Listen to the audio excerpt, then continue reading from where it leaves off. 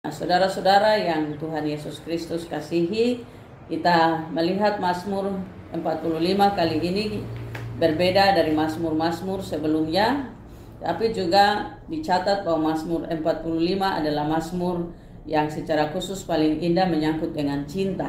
Dan sesungguhnya nyanyian ini atau Mazmur ini ditulis kalau kita perhatikan pada ayat yang pertama, ayat yang kedua, itu sang penulis Mazmur di istana. Dia adalah seorang penulis atau penulis puisi, penulis sajak atau penulis lagu-lagu puji-pujian dalam istana raja. Dan tentu saja ia adalah salah satu orang yang bijaksana, karena para penulis lagu, penulisnya syair di istana raja itu orang-orang bijaksana, orang-orang pilihan khusus, orang-orang yang ditentukan untuk menulis syair, menulis lagu dalam ibadah-ibadah atau pesta-pesta raja. Sehingga perhatikan dia mengatakan, lidahku ialah pena seorang juru tulis yang mahir. Nah, ini menjelaskan tentang status dari sang penulis yang ada di dalam keluarga Bani Korah atau suku Bani Korah, yang adalah para penyanyi, para pemimpin puji-pujian dalam liturgi atau dalam ibadah atau dalam pesta-pesta kerajaan. Nah, itu keterangan tentang Mazmur ini.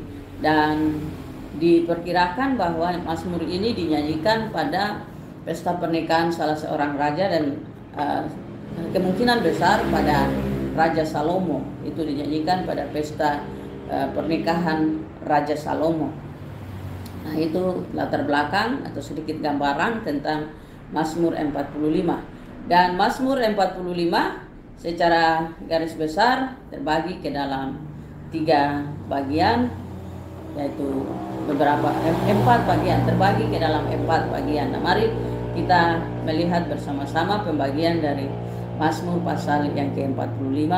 Di setiap bagian kita perhatikan apa yang kita lihat pada bagian-bagian ini. Nah, bagian pertama adalah puji-pujian kepada tentang raja yang sedang menikah ini, atau ya nyanyian pujian kepada raja. Apa yang menjadi kesenangan atau apa yang sedang sementara ini menjadi sukacita. Kalau dalam pernikahan yang terjadi di kehidupan kita atau di budaya-budaya kita lihat bahwa seringkali ada bagian di mana kedua mempelai itu dipuji atau diceritakan kebaikan-kebaikan mereka, pengalaman-pengalaman mereka seperti apa, sehingga pernikahan yang sedang mereka jalani saat ini itu terhubung juga dengan Tuhan yang mengizinkan atau Tuhan memberkati apa yang mereka sedang jalani. Nah, perhatikan bagian ini, ayat yang ketiga itu ada satu bagian yang bagus sekali tentang kemurahan. Engkau yang terelok di antara anak manusia, kemurahan tercurah pada bibirmu.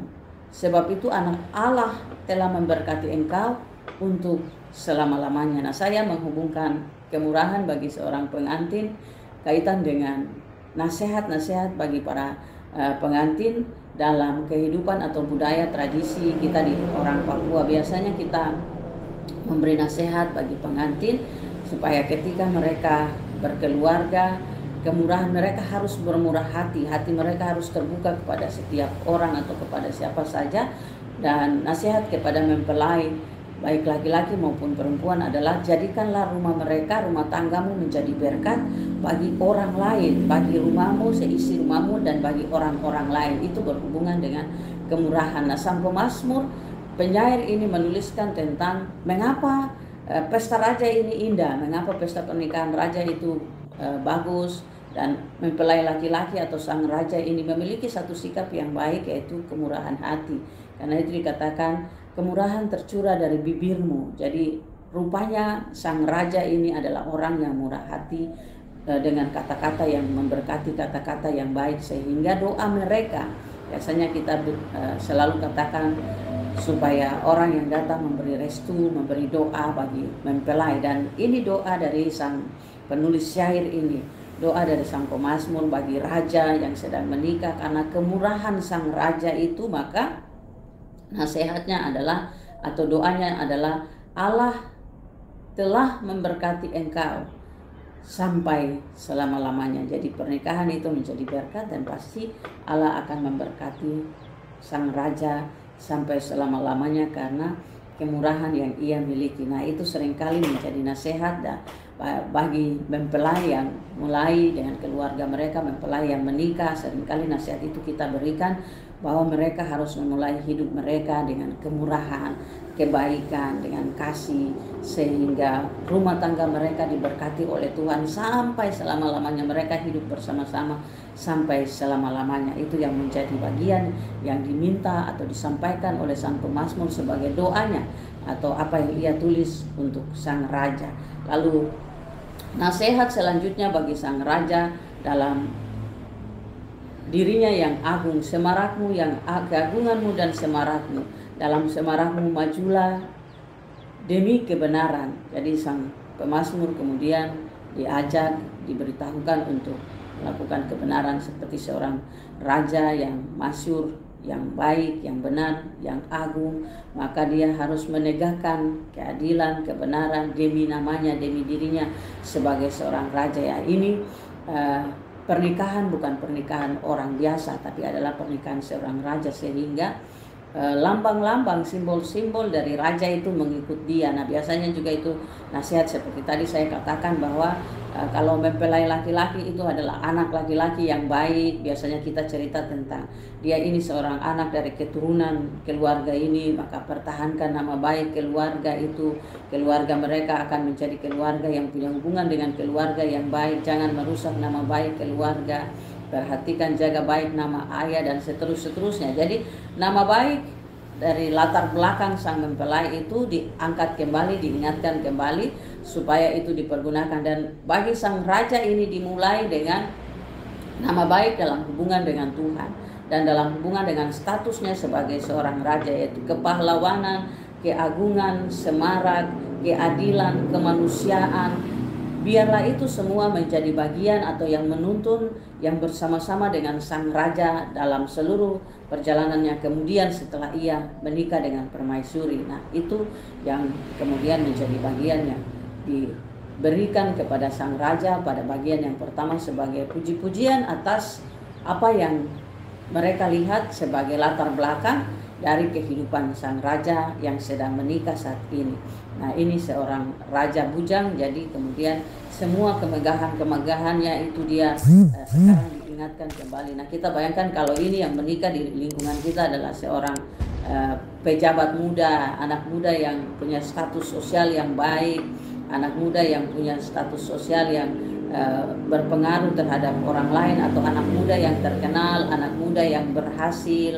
Maka kita pasti dengar nasihat-nasihat seperti begini, latar belakang yang baik, sehingga nasihat-nasihat itu diberi. Dan ini memang untuk raja yang benar-benar dalam hubungan dengan Tuhan dengan baik, karena kita lihat di ayat yang ketiga itu dikatakan kemurahan tercurah pada bibirmu. Itu berarti menggambarkan bahwa raja ini yang menikah ini benar-benar adalah seseorang yang hidupnya, perilakunya, karakternya, latar belakangnya saat ini adalah latar belakang yang baik sekali.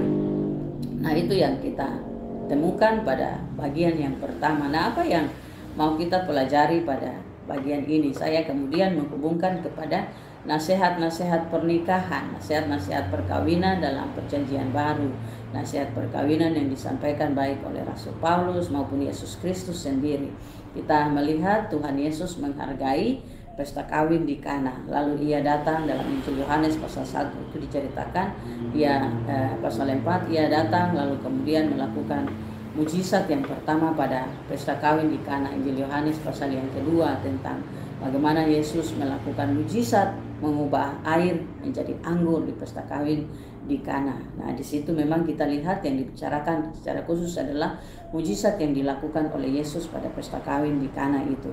Tapi ini kita hubungkan tentang bagaimana pesta-pesta pernikahan dengan nasihat-nasihat atau puji-pujian kepada sang mempelai laki-laki. Nah, itu yang kita lihat, dan kita akan melihat bagaimana juga nasihat Rasul Paulus dalam pesta kepada suami istri dalam Efesus pasal yang kelima itu tentang kasih Kristus adalah dasar hidup suami istri. Kita akan lihat pada bagian yang kedua. Nah, di bagian yang kedua kita memperhatikan selanjutnya adalah puji-pujian dalam nasihat atau nasihat yang disampaikan dalam bentuk pujian kepada mempelai laki-laki, kepada sang raja.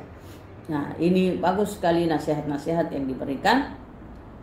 Tahtamu kepunyaan Allah, tetap untuk seterusnya dan selamanya. Dan tongkat kerajaanmu adalah tongkat kebenaran. Nah, perhatikan puji-pujian kepada sang raja itu diberi nasihat bahwa ingat, tahta sang raja itu adalah kepunyaan Allah, dan karena itu ia harus menggunakan tongkat kebenaran.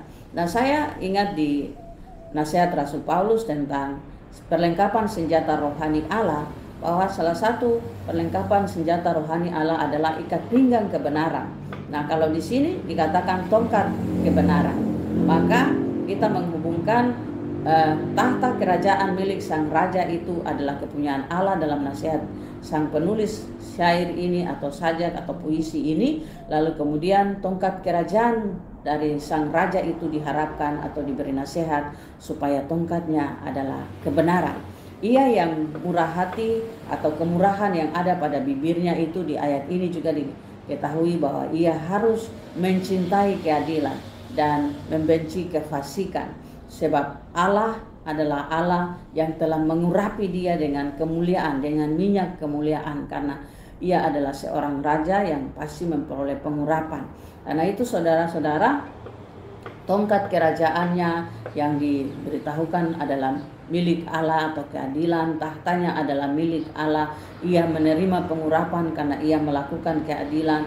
Ini semua merupakan berkat bagi sang raja dalam pernikahannya. Karena itu semaraknya di ayat 9 sampai dengan ayat yang ke-10 itu merupakan semarak atau merupakan kemewahan-kemewahan yang ia terima sebagai berkat atau kekayaan-kekayaan seorang raja. Tentu saja karena ia adalah raja, maka hal-hal seperti pakaian, istana, lalu kemudian musik-musik yang menyukakan, itu semua adalah lambang-lambang dari kemewahan, kejayaan dalam pesta pernikahan seorang raja. Yang ketiga adalah kita melihat nasihat terhadap mempelai wanita atau terhadap permaisuri. Terhadap permaisuri diberi nasihat supaya ia melayani sang raja seperti tuannya. Dan ini yang tadi saya katakan dalam nasihat Rasul Paulus di Efesus pasal 5 ayat 22 sampai dengan ayat 33 tentang kasih Kristus adalah dasar hidup suami istri, di mana kita perhatikan Rasul Paulus mengatakan atau mengajarkan supaya suami istri saling menghargai. Nah, istri diajarkan untuk tunduk terhadap suami, melayani suami seperti melayani Kristus. Demikian juga suami diajak untuk mengasihi istri seperti jemaat mengasihi Kristus dan tunduk pada Kristus. Nah, itu nasihatnya. Sehingga kita lihat secara khusus di ayat 12, di situ dikatakan sebab dialah Tuanmu. Jadi kita tahu bahwa dalam tradisi Yahudi dan juga dalam tradisi-tradisi patriarkal atau tradisi laki-laki menjadi yang lebih utama, laki-laki dijadikan sebagai tuan dan perempuan adalah hamba untuk melayani sang tuan.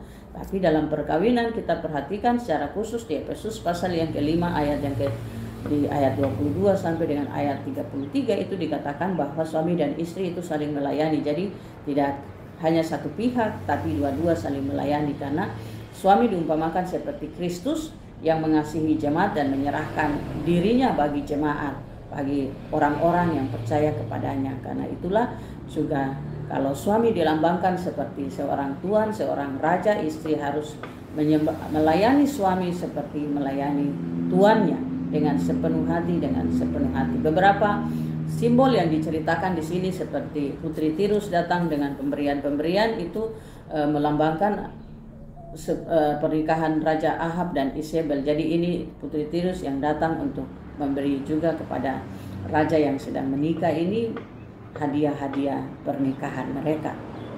Nah, itu bagian dari nasihat kepada putri di ayat yang ke-11 sampai dengan ayat yang ke-16. Nah, seluruhnya kita lihat ada keindahan-keindahan, kemudian pakaian yang bersulam berwarna-warni, anak-anak darah yang mengikuti, dan sukacita yang penuh dengan sorak-sorai. Tentulah itu pesta kerajaan, sehingga semua perlengkapan-perlengkapan atau kita bilang seremoni-seremoni pesta kerajaan seperti yang diatur, seperti yang tergambar pada bagian ini. Itu adalah kemewahan atau ya semua yang terjadi dalam pesta-pesta pernikahan seorang raja diceritakan pada bagian ini.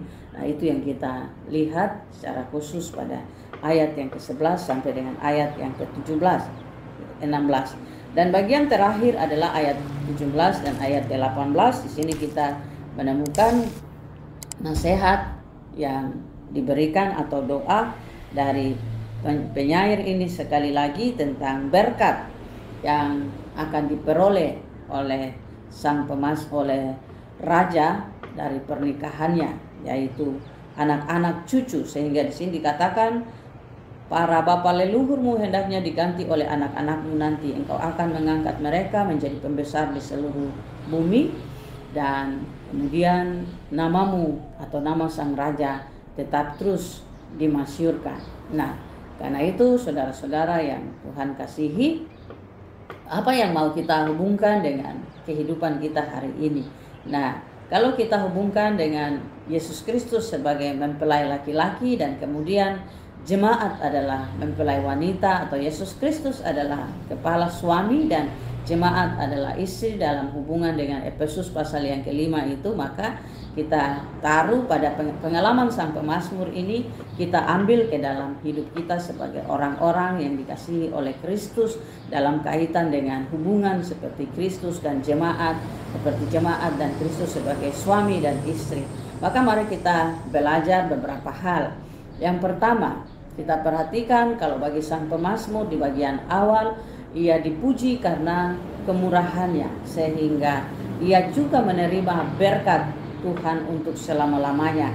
Nah, kita belajar bahwa oleh kemurahan Allah kita menerima berkat Tuhan untuk selama-lamanya di dalam Yesus Kristus. Maka mari kita belajar juga untuk menaruh pada diri kita untuk belajar menjadi orang yang juga murah hati. Sebab dengan bermurah hati kita akan menerima kemurahan, kita akan diberkati untuk selama-lamanya.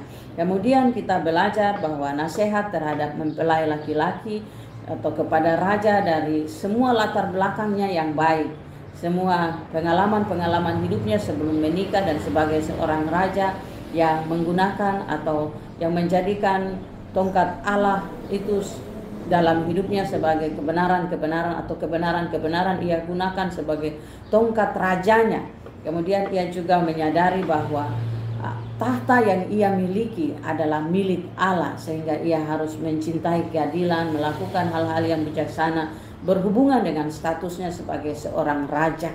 Nah, karena itu kita yang telah diangkat menjadi anak Allah, mari kita juga melihat bahwa status kita yang diangkat untuk menjadi anak Allah, yang diberi kuasa untuk menjadi anak Allah, kita pasti didudukan atau memiliki tahta itu bersama-sama dengan Allah, karena kita telah diberi hak oleh Allah di dalam Yesus Kristus. Itu menjadi anak Allah. Injil Yohanes pasal 1 ayat 12 yang menjadi ayat hafalan bagi kita di beberapa hari ini, memberitahukan kita bahwa setiap orang yang percaya kepada Allah di dalam Yesus Kristus diberi kuasa untuk menjadi anak Allah. Nah, maka kalau kita adalah anak Allah, kita juga punya gambaran simbol sebagai seorang anak yang memiliki hak di kerajaan. Maka bagian tahta Allah itu dianugerahkan kepada Yesus Kristus yang kemudian diberikan kepada kita untuk menjadi anak-anak Allah. Sehingga kita harus hidup dalam kebenaran-kebenaran, kita harus juga memasyurkan Allah dalam kebenaran-kebenaran dengan perbuatan-perbuatan yang baik di hidup kita, sehingga Allah itu kita masyurkan dari perbuatan-perbuatan kita. Dan sebagai mempelai wanita, ya, nasihat yang diberikan untuk mempelai wanita atau sang permaisuri agar melayani suami seperti melayani Tuhan. Sebagai mempelai wanita yang melayani Yesus Kristus sebagai Tuhan kita, bukan hanya sebagai Tuhan saja, tapi sebagai Tuhan kita. Kita melayani dia di hidup kita seperti seorang istri melayani suami dalam cinta kasih, dalam pelayanan yang tulus, dalam kasih sayang yang tulus. Dan kita tahu bahwa Yesus Kristus menyebut dirinya sebagai mempelai laki-laki, maka ia sendiri juga kemudian mencintai kita dengan ketulusan sampai mati di kayu salib dalam cintanya yang tulus kepada kita. Sehingga berkat Tuhan seperti berkat kepada raja bagi anak cucunya dan kemasyuran itu juga menjadi bagian dalam hidup kita, menjadi berkat di dalam hidup kita. Demikian bagian Alkitab dari kitab Mazmur pasal 45 untuk kita di hari ini. Tuhan memberkati kita. Shalom. Saya berterima kasih dan kita akan mengakhiri bagian ini dengan berdoa. Mari kita berdoa. Bapa di sorga, Bapa di dalam nama Tuhan Yesus Kristus, kami percaya dan bersyukur hari ini kami diizinkan untuk belajar dari Semarak, seorang raja, dalam kitab Mazmur pasal 45 melalui pernikahan sang raja. Semarak seorang permaisuri, dan kami menjadi anak-anak raja, anak-anak yang diangkat oleh Allah menjadi milik kepunyaan Allah. Di dalam nama Yesus Kristus kami memperoleh hak menjadi anak-anak Allah. Maka biarlah hidup kami juga memasyurkan Allah. Biarlah hidup kami juga menceritakan kemuliaan Allah, sehingga kami menikmati hidup kami seperti seorang mempelai wanita, karena Yesus Kristus menyebut dirinya sebagai mempelai laki-laki. Terpujilah Bapa kami yang di sorga. Nah itu Bapa, di kesempatan ini hamba-Mu berdoa bagi setiap orang yang rindu untuk menikmati kehidupan pernikahan dalam semarak, kehidupan pernikahan dalam kebahagiaan, kehidupan pernikahan dalam berkat-berkat Tuhan. Tuhan berkati pernikahan setiap orang, keluarga, setiap rumah tangga, supaya mereka mengalami bagaimana semaraknya kehidupan rumah tangga mereka diberkati oleh Tuhan. Dan kami berdoa bagi setiap rumah tangga yang hari ini tidak mengalami semarak, tidak mengalami sukacita, tidak mengalami damai sejahtera. Tuhan kasihanilah mereka, tolonglah mereka dan mampukan mereka untuk melihat maksud-maksud Tuhan dalam hidup rumah tangga yang sementara ini tidak mengalami semarak sukacita seperti semarak sukacita pernikahan sang raja di Mazmur 45 ini. Terpujilah Bapa di dalam kerajaan surga yang mengajarkan kepada kami kasih setia, supaya kami hidup dalam kesetiaan seperti seorang istri melayani suami sebagai tuannya, sebagaimana yang diceritakan pada Mazmur ini Bapa. Terpujilah Bapa di dalam kerajaan surga, dalam nama Tuhan Yesus Kristus kami berdoa dan bersyukur untuk bagian kebenaran firman Tuhan di pagi hari ini. Amin. Terima kasih saudara-saudara, kita telah boleh mengambil bagian bersama-sama dalam pembelajaran Mazmur pasal 45 di hari ini. Dan bagian firman Tuhan untuk melengkapi kita di minggu berjalan ini, saya di beberapa waktu kemarin sudah membagi kitab Injil Yohanes pasal 1 ayat 12 juga dengan Injil Yohanes. Kita lihat Injil Yohanes pasal 15 ayat 7. Di Injil Yohanes pasal 15 ayat 7 kita sudah sekali waktu sudah bicara tentang bagian ini atau sudah menghafal, tapi kemudian kita ganti dengan Injil Yohanes. Saya ganti dengan Injil Yohanes pasal 12, pasal 1 ayat 12. Maka kita kembali lagi ke Injil Yohanes pasal 15 ayat yang ke-7. Injil Yohanes pasal 15 ayat yang ke-7. Demikian bagian firman Tuhan. Pokok anggur yang benar, ayat yang ke-7. Jikalau kamu tinggal di dalam aku dan firmanku tinggal di dalam kamu, mintalah apa saja yang kamu kehendaki dan kamu akan menerimanya. Nah saudara-saudara, tentu ini kerinduan dari setiap kita, karena setiap orang yang minta sesuatu kepada Allah di dalam nama Tuhan Yesus, berharap sesuatu kepada Allah di dalam nama Tuhan Yesus, itu pasti merindukan supaya apa yang diharapkan diminta itu didapatinya atau ia dapat. Nah, Yohanes pasal 15 ayat yang ke-7 ini memberitahukan kita tentang satu rahasia bagaimana kita memperoleh apa yang kita inginkan dari Tuhan. Nah, sehingga mari kita mendalami bagian ini. Jikalau kamu tinggal di dalam aku dan firmanku tinggal di dalam kamu, mintalah apa saja yang kamu kehendaki dan kamu akan menerimanya. Tentu saja di sini saya pahami bahwa mintalah apa saja yang kamu kehendaki dan kamu akan menerimanya. Saudara-saudara, ada 3 bagian yang kita perlu pahami pada bagian ini. Yang pertama adalah tentang syarat untuk memperoleh apa yang kita kehendaki. Lalu kemudian dikatakan minta, maka kamu akan mendapat. Yang syaratnya adalah tinggal di dalam aku dan firmanku di dalam kamu. Jadi saudara-saudara, firman tinggal di dalam kita Itu artinya yang saya pahami bahwa firman itulah yang akan menolong kita untuk mengerti bahwa apa yang kita minta kepada Tuhan itu kita sudah dapat, kita sudah miliki. Karena kita memahaminya menurut pemahaman firman Tuhan. Dan permintaan kita tentu akan mendapat jawaban menurut jawaban firman Tuhan, bukan jawaban kita. Sehingga apa saja yang kita minta, kalau kita tinggal di dalam firman Allah itulah yang akan menjawab kepada kita apakah kita sudah mendapati atau belum. Sehingga semua hal yang kita minta kepada Tuhan, jawabannya itu diukur dengan jawaban dari firman Tuhan. Misalnya, saya kasih contoh, kita lihat cerita dalam Injil Yohanes pasal yang ke-11. Di sini kita menemukan, saya seringkali menggunakan cerita ini tentang pengalaman Maria dan Marta yang meminta kepada Yesus atau yang berharap kepada Yesus supaya Lazarus saudara mereka itu disembuhkan. Nah, firman Tuhan ketika tinggal di dalam seseorang dan seseorang mengerti maksud Tuhan, maka ia akan mendapat jawaban terhadap apa yang ia mau, terhadap apa yang ia inginkan.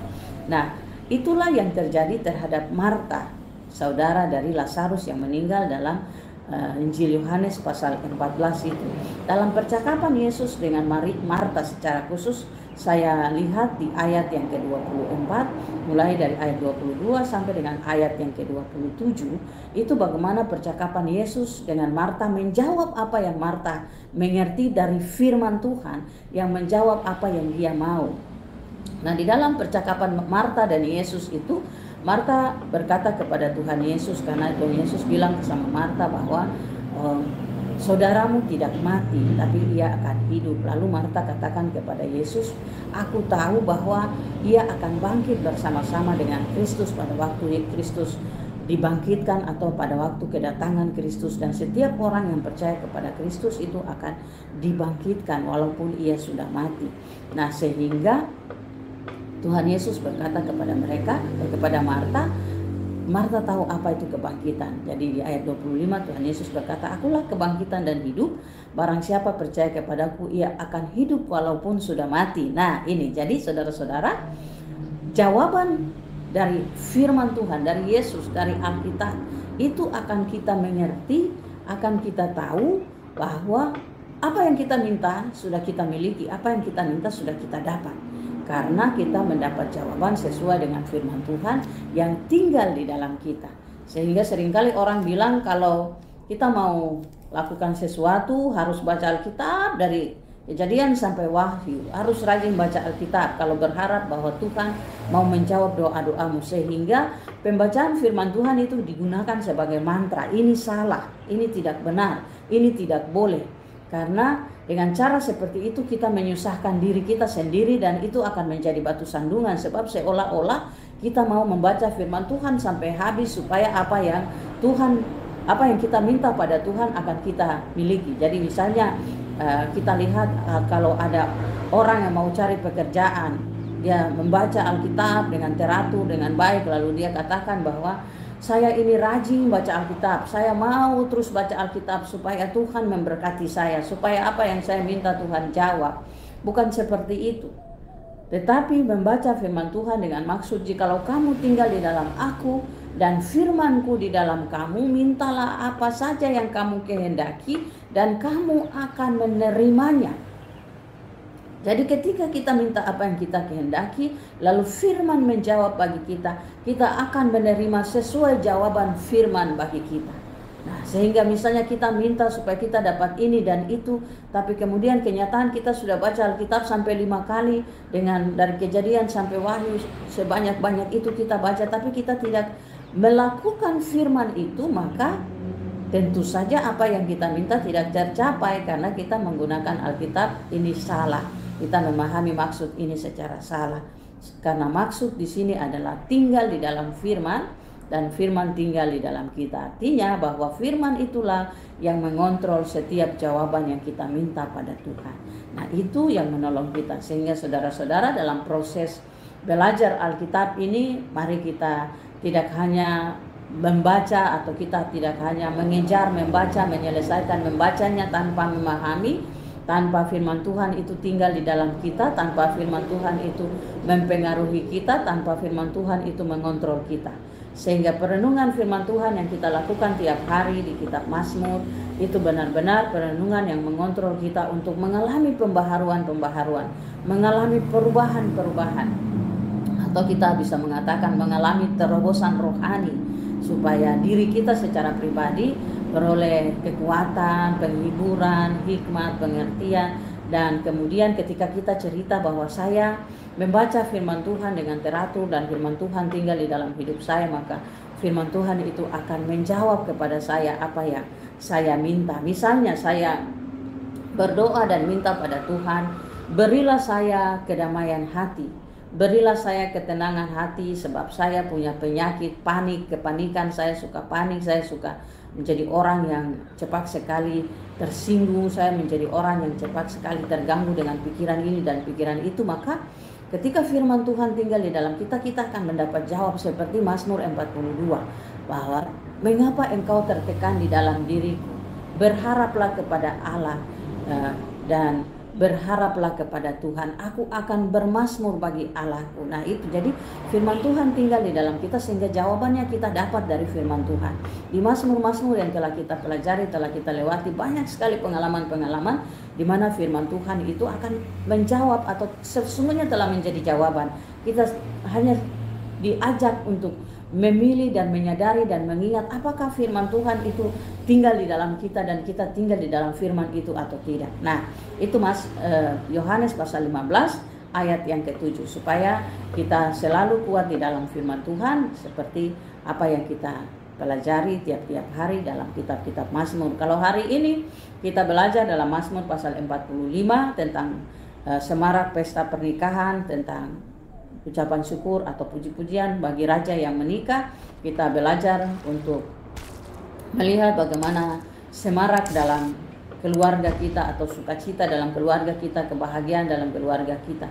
Tapi dinasehati bagi sang mempelai laki-laki dan mempelai perempuan, sehingga ketika kita tinggal di dalam firman ini, lalu kita mengalami soal di dalam keluarga kita, persoalan dalam keluarga kita, kita berdoa dan minta Tuhan terhadap sesuatu bagi keluarga kita, maka kita lihat apa kata Alkitab, bagaimana Alkitab menjawab, memberi jawab terhadap apa yang kita minta, sehingga kita tahu, oh ya, saya sudah mendapat jawab itu bukan secara fisik apa yang saya minta Tuhan kasih, tetapi dalam pengertian, dalam hikmat, dalam kedamaian, apa yang saya minta Tuhan sudah jawab. Tuhan memberkati kita dengan bagian Injil Yohanes 15 ayat yang ke-7 menjadi tambahan bagi kita sebagaimana sebelumnya, yaitu Injil Yohanes 17 ayat 20, kemudian Injil Yohanes 6 ayat 44, Injil Yohanes 1 ayat yang ke-12, dan hari ini Injil Yohanes 15 ayat yang ke-17. Tuhan Yesus memberkati kita. Shalom, dan saya izin untuk mengakhiri.